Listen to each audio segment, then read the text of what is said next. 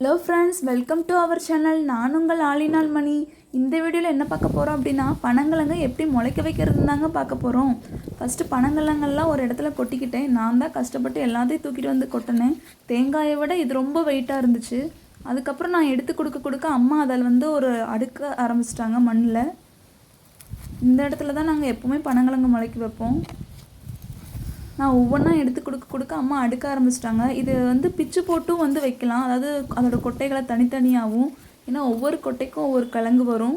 நாங்கள் கொஞ்சம் பேசிக்காக சோம்பேறி, ஸோ நாங்கள் அப்படியே வச்சிட்டோம். அதுக்கப்புறம் அம்மா மண் போட்டு மூட ஆரம்பிச்சிட்டாங்க.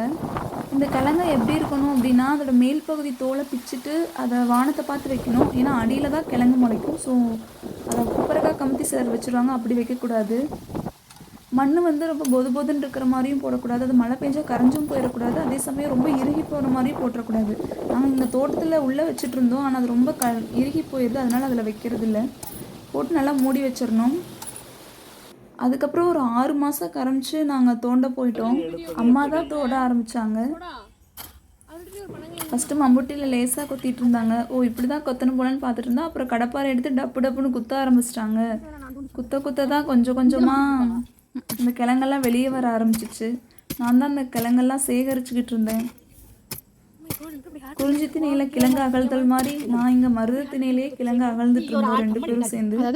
விட்டு மூடி வந்துட்டு இருக்கு. நிறையா கிழங்கு ரொம்ப சூம்பி போய் இருந்துச்சு, அதாவது நல்லா விளையலை.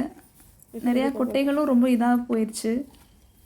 சரி, இருக்கிற கிழங்கு வரட்டும்னு சொல்லி எடுத்துகிட்டு இருந்தோம். இப்போது நாங்கள் இந்த வீடியோவில் வந்து கொஞ்சமாக தான் எடுப்போம். ஏன்னா நாங்கள் ஒரு 4 ட்ரிப் இதை கொஞ்சமாக எடுப்போம். ஏன்னா ஒரே டைம் எடுத்தால் எங்களால் சாப்பிட முடியாது, அப்புறம் வேஸ்ட்டாக போயிடும். கொஞ்சமாக எடுத்து பக்கத்து வீட்டுக்காரவங்க அந்த மாதிரி சொந்தக்காரவங்க எல்லாத்துக்கும் கொடுப்போம்.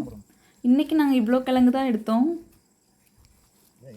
அப்புறம் அந்த கொட்டையெல்லாம் எடுத்து அம்மா டிஸ்போஸ் பண்ணிட்டு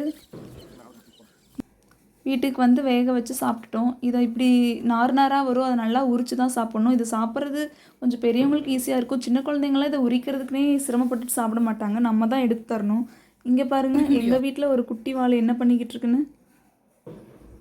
இப்போ இருக்கிற குழந்தைங்களுக்கு இந்த கிழங்கை பற்றி அவ்வளோவா தெரியறதில்ல, அவங்க சாப்பிட்றதும் இல்லை. நீங்கள் இதை சாப்பிட்ருக்கீங்க சின்ன வயசில் அப்படின்னா அதை மறக்காமல் கமெண்டில் சொல்லுங்கள்.